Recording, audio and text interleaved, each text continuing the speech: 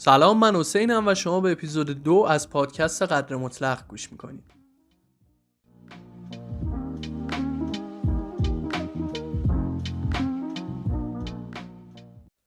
خب چطورین؟ امیدوارم عالی باشین. مرسی که از قدر مطلق حمایت میکنید و همین ابتدای کار بهم انگیزه میدین تا پرقدرت به این مسیر ادامه بدم. قطعاً اوایل کار کاستی زیاده و منم سعی میکنم روز به روز کار رو آپدیت تر بکنم تا با کسب تجربه بهترین چیزی که میتونم رو خدمتتون ارائه بدم.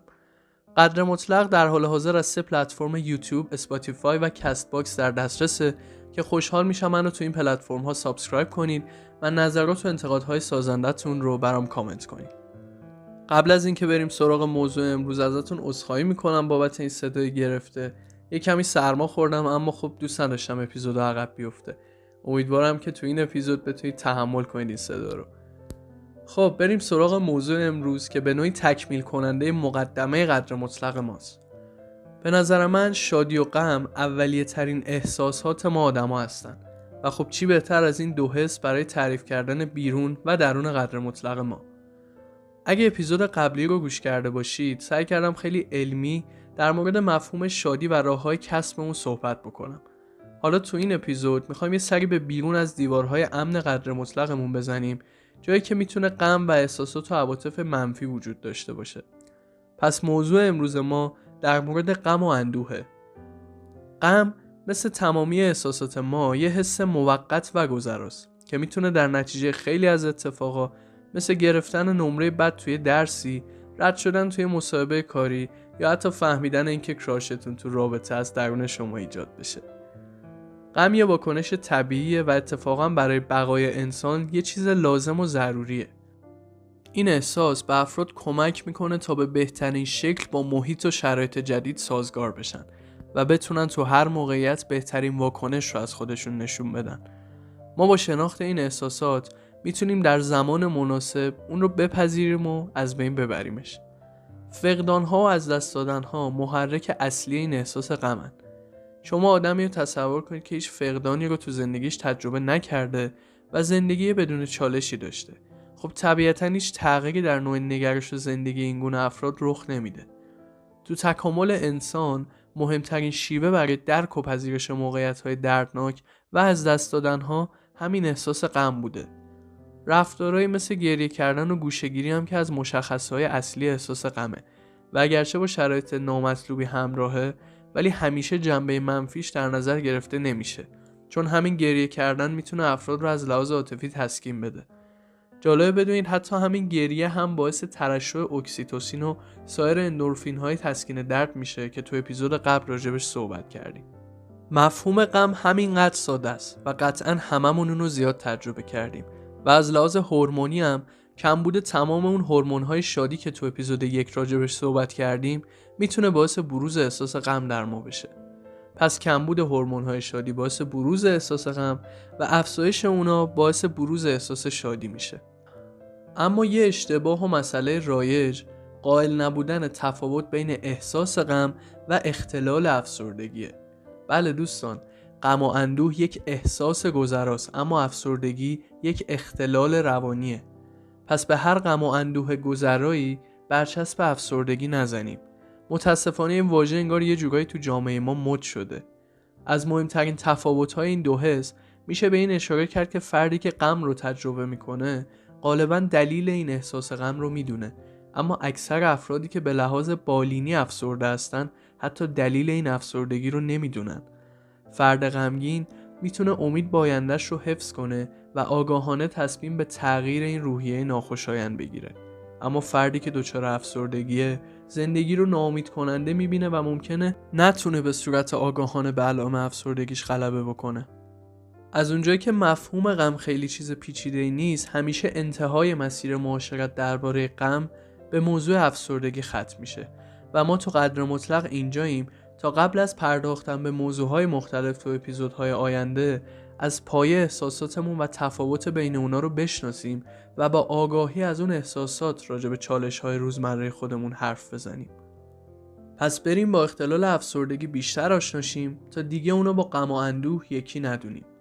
اختلال افسردگی یا Depressive Disorder یک حالته که عنصر اصلی این حالت خلق به شدت پایین در فرد و چند نشونه دیگه است که باید طی مدت زمان مشخصی وجود داشته باشه که در ادامه راجبش حرف میزنیم.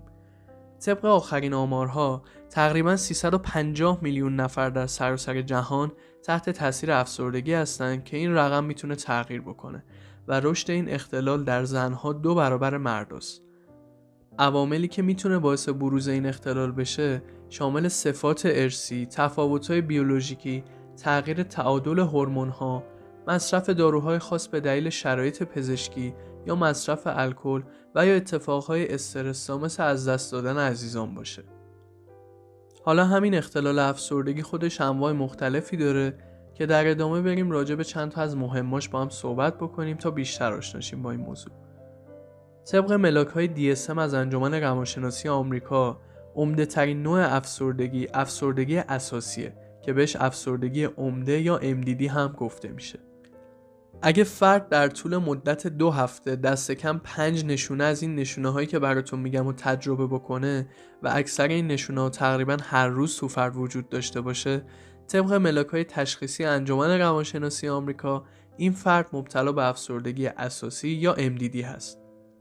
این نشونه ها که خیلی مهمن میتونه شامل خلق افسرده و غمگین در بیشتر طول روز باشه، کم شدن علاقه و لذت تو اکثر کارها و فعالیت‌های روزانه، کاهش یا افزایش وزن چشمگیر و غیرعادی، پرخوابی یا کمخوابی، کندی روانی حرکتی که توسط بقیه قابل مشاهده باشه، خستگی و نبود انرژی، احساس بی‌ارزشی و احساس گناه، عدم تمرکز یا تصمیم گیری و افکار مکرر مرگ یا داشتن برنامه‌هایی برای خودکشیه که این نشونه ها نباید ناشی از بیماری های پزشکی یا مصرف داروی خاص باشه و این نشونه ها میتونن موجب ناراحتی یا اختلال های چشمگیر بشن.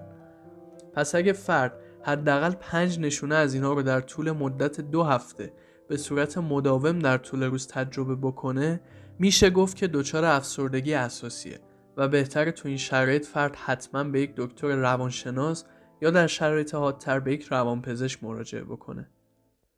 نوع دیگه از افسردگی که خیلی رایجه اختلال افسردگی مداوم یا دیستایمیاست که شکل مزمن و با دوامتر افسردگی اساسیه، ولی نشونهاش محدودتر و با شدت پایینتر از افسردگی اساسی رخ میده که دست کم 2 سال باید این نشونه های محدود در فرد وجود داشته باشه و این افراد غالبا بیشتر از 2 ماه بدون این نشونه ها نیستن.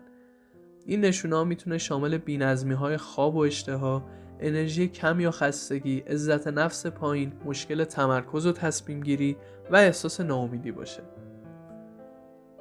قطعاً تو اختلالایی که شامل تغییرات تو خلق ما میشن اسم اختلال 2 قطبی به گوشتون خورده.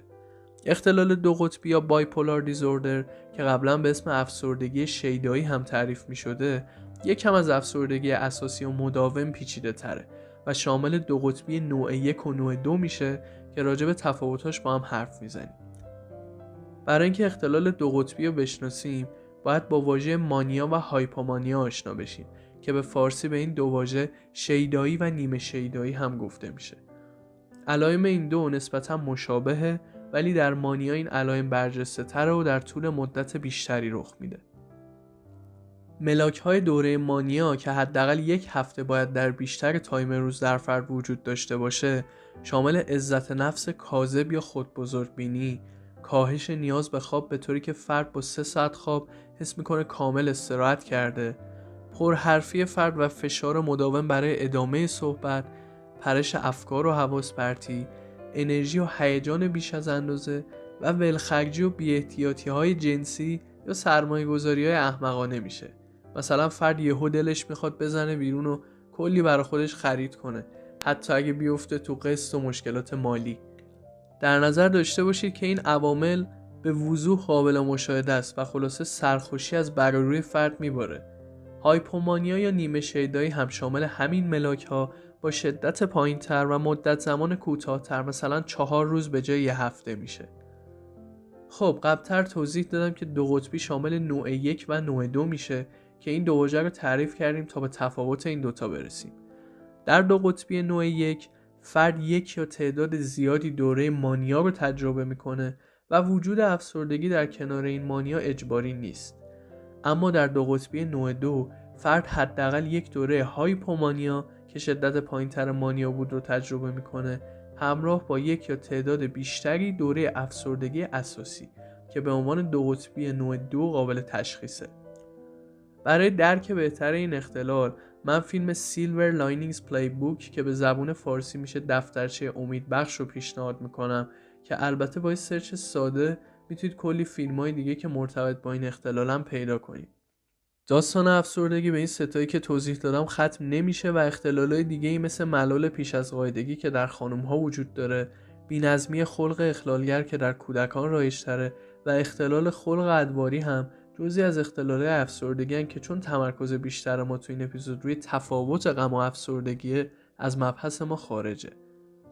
راهکارهای مهم درمان افسردگی هم میتونه شامل روان درمانی باشه که با اصلاح طرز فکر و سبک زندگی فرد شروع میشه.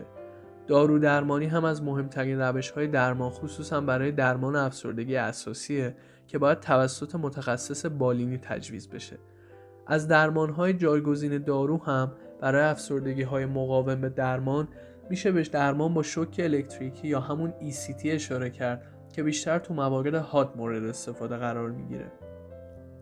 امیدوارم تونسته باشم حداقل کمی آگاهی در مورد احساساتی که تجربه میکنیم و تفاوتاشون ایجاد کنم. خیلی مهمه که بدونیم واقعا چه احساسی داریم و بعد از شناخت اون احساس باید چه واکنش و اقدامی تو هر موقعیت انجام بدیم. من تمام سعیام میکنم که موضوعات مهمی که باید بیان بشه رو تا جای ممکن خلاصه کنم و تا جایی که میشه زبون علمی و مسئله رو به زبون عامیانه تر بیان کنم تا قابل فهم تر بشه. و معتقدم هر شهروندی در هر جامعه، خصوصا جامعه‌ای که ما داریم توش زندگی میکنیم، نیازه که این حداقل ها رو در مورد احساسات خودش بدونه. جامعه‌ای که بنا به شرایط بیشترین فشار روانی و متاسفانه کمترین آگاهی و آموزش در قبال این فشارهای روانی توش وجود داره. اولین مسیر پیدا کردن قدر مطلق زندگی بعد از شناخت این احساسات، اقدام برای تسکین روح و روان ماست که این اقدام چیزیه که اکثریت خودشون تو این جامعه یاد گرفتن و کمتر کسی وجود داره که از پایه بهش آموزش داده باشن که وقتی روحت خسته است باید چی کار کنی که جا نزنی. یه استادی داشتم که میگفت بهترین راه برای رفع خستگی جسمی خواب و استراحته و این راه یعنی خوابیدن و استراحت کردن بدترین راه برای رفع خستگی ذهنیه و هیچ نتیجه‌ای نداره.